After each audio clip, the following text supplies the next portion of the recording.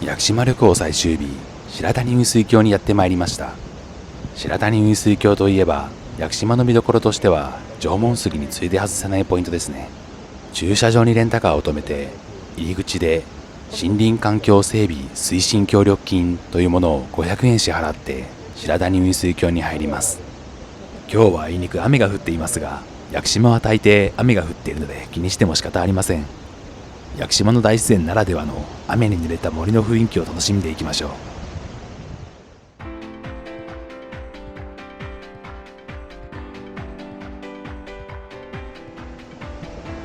左手を流れている川は白谷川です。雨で増水して少々荒ぶっていますが、水の音を聞きながら森の中を歩くというのは気分の良いものです。これは白谷雲水峡のコースマップです。入り口のところでもらうことができます。白谷雲水峡には3つのコースがあり、体力や時間、見たいものでどのコースを歩くかを選択します。私は何としてももののけ姫の獅子神の森のモデルとなったと言われる苔むす森と、圧倒的な大パノラマで屋久島の森を一望できる太鼓岩に行きたかったので、太鼓岩コースを選択しました。太鼓岩コースはそれなりにハードな登山道ですので、訪れる際には体力と装備に注意しましょう。それではしばらく白谷川沿いの整備された遊歩道を歩いていきます。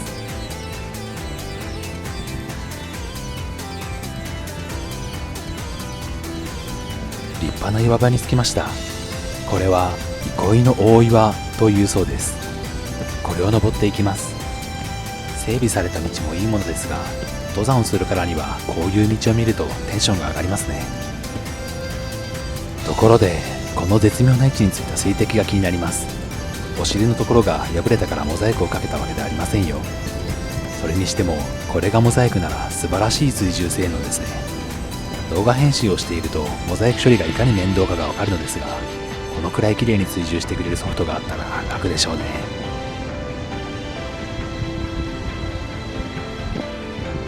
岩場を登り終えたら、もうしばらく整備された道を歩きます。今私が歩いている太鼓岩コースは、スタート地点の標高が620メートル、太鼓岩の標高が1050メートルと、標高差430メートルのコースです。縄文杉コースでいうと、トロッコ道の終点の大株歩道入り口から縄文杉までの区間よりちょっと大きいくらいでしょうか。道が整備されている区間も縄文杉コースの方が多かったように思います。トータルの運動強度は縄文杉コースの方が長いトロッコ道がある分高いですが、密度は太鼓岩コースの方が上かなと思います。1回の屋久島旅行で両方行くには、日頃からかなり運動している人か登山に慣れている人でないと難しいでしょうね。今回私は一人で太鼓岩コースを歩いています。昨日一緒に縄文杉コースに行った緑色さんは、帰り道の下り坂で膝を痛めてしまったため、今日は養生して白谷雲水峡の中でも比較的優しい弥生杉コースの方に行っています。緑色さんはもともと膝に痛みが出やすい体質でしたが、縄文杉には行きたいと長年願い続けて、この旅行のために筋トレや走り込みをして準備をしていました。なんとか縄文杉コースは自力で歩き終えましたが、太鼓岩コースは断念せざるを得なかったようです。でも弥生杉コースの方でもかなり楽しめたようですよ。さて、そんな話をしている間にさつき吊り橋に到着しました。なんとか人がすれ違えるくらいの細くて長い橋で白谷川を渡ります。眼下には美しい清流が流れており、周囲も開けているのでひとときの涼しさを味わえます。この橋が整備された遊歩道と登山道の境目になっていて、ここからが登山の本番になります。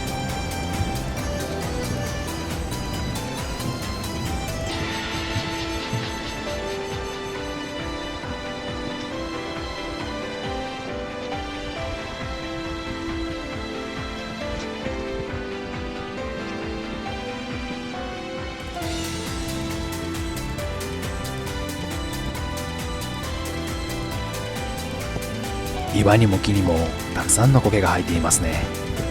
見渡す限り細くて背の低い木が生い茂っています。道もかなりデコボコしていますね。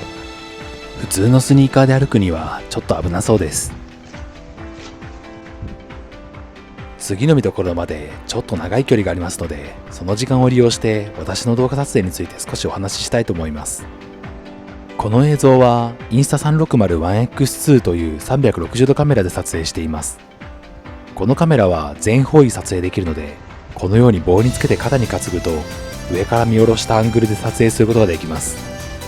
棒も消えるように加工してくれるので、持っている本人も違和感なく映すことができます。なので私はこの動画を作成するために太鼓岩コースを全区間ずーっと棒を担いで歩いていました。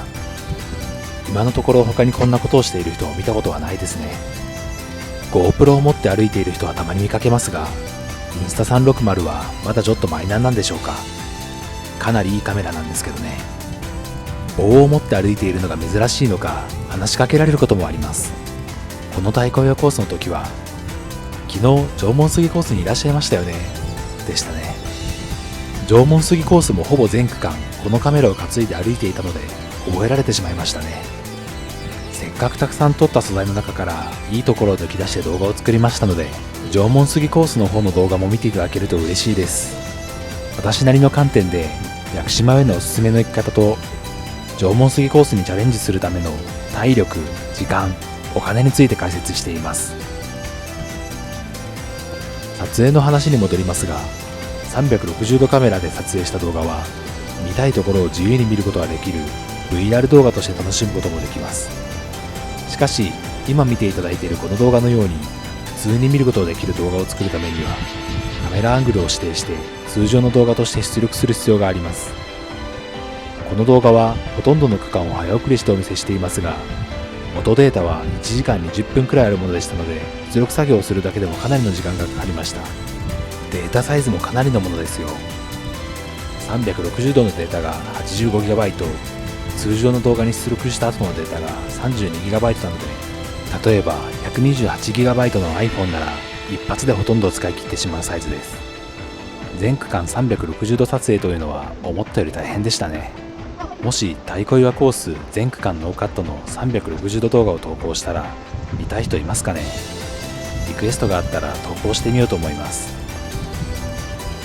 それはそうと、すれ違う人の格好を見る限りもう雨は止んでいそうですね。私は歩いている時はそれに気づかず、結局最後までフードをかぶったまま歩いていました。この時は一人で歩いていたのもあって、なんだか妙に集中していたように思います。普段仕事ではいろいろなことを考えなければなりませんが、一つのことに集中できるというのはとてもリラックスできるものです。私は普段デスクワーク主体の普通の会社員ですので、たまに登山やダイビングのような体を動かして景色を楽しむ旅行をしないと干からびてしまいます。旅行は準備も大変だしお金のかかる趣味ですが、こればかりはやめられないですね。増水時注意と書かれたところの川に到着しました。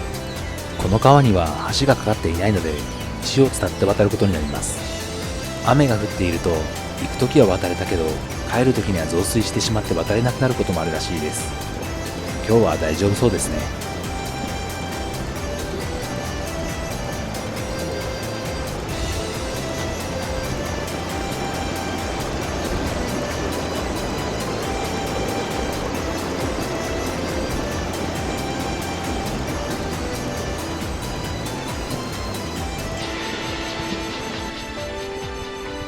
川を渡ってさらに歩きます。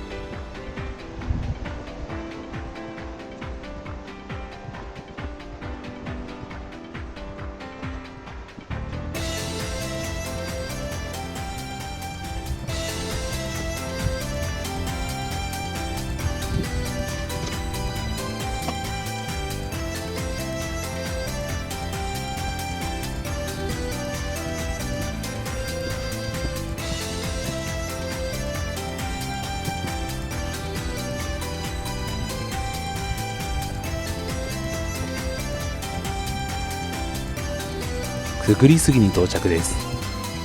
根っこのところが二股になっていて、その間をくぐることができます。というより、登山道が杉をくぐるように敷かれています。先客がいるのでちょっと待ちましょう。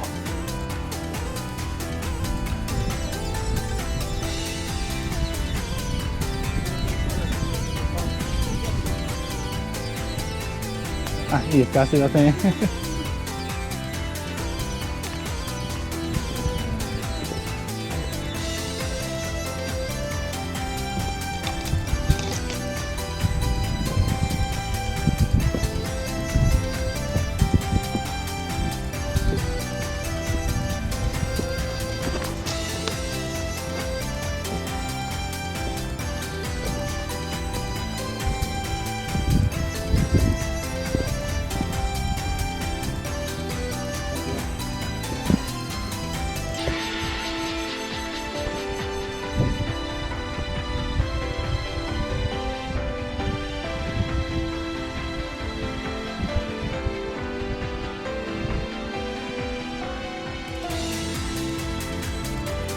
お次はこちら、鹿の宿です。幹だけになって中が空洞になっている杉ですね。これのもっと大きいのがウィルソン株です。ウィルソン株は中で住めそうなくらいの広さがありましたが、こちらは確かに薬鹿が寝るのが精一杯の広さですね。このような薬杉の空洞には立ち入ってはいけないことになっていますが、こういう映像を撮影できるのもインスタ360の強みですね。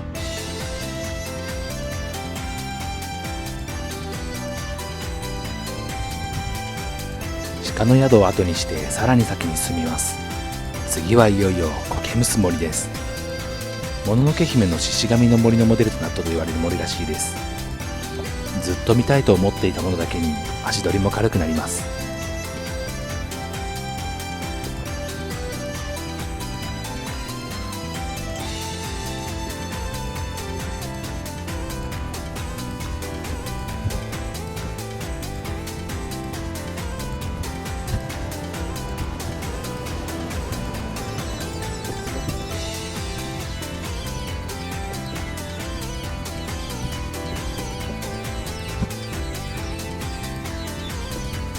苔むす森に到着です。さすが目玉の見どころだけあってたくさん人がいますね。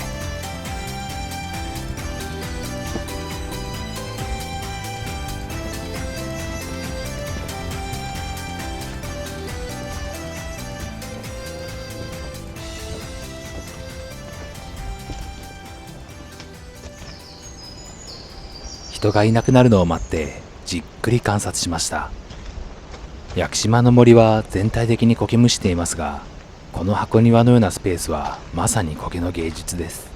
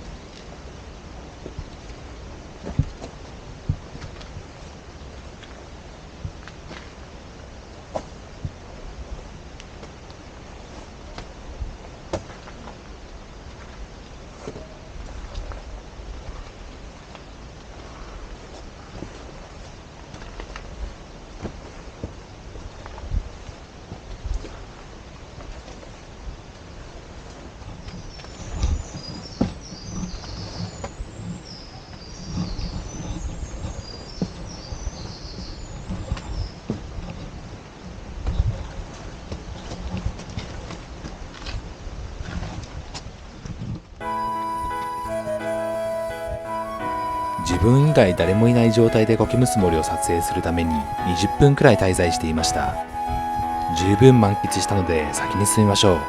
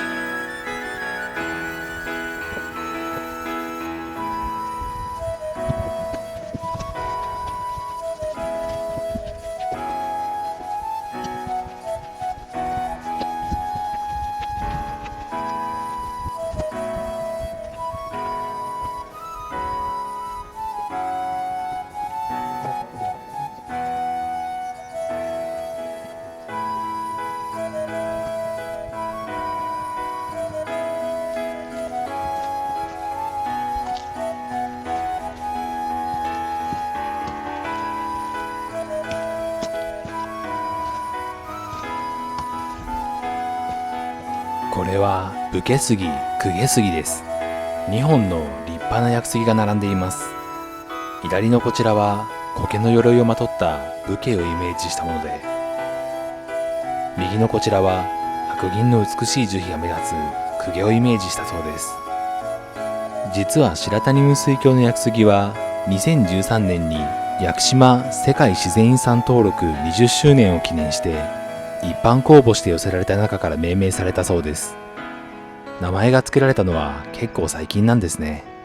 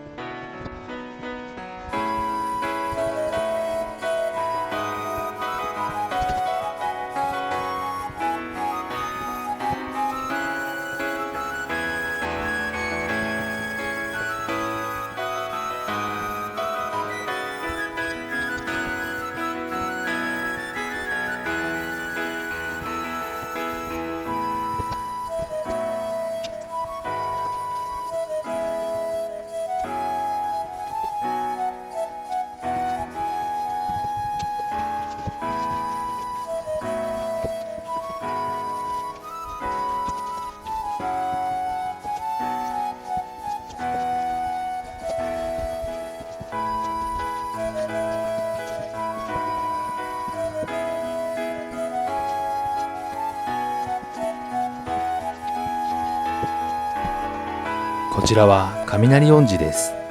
昔雷が落ちたため中が黒く焦げてしまっている薬杉です。意味は雷親父らしく、当時小学2年生だった少年に名付けられたそうです。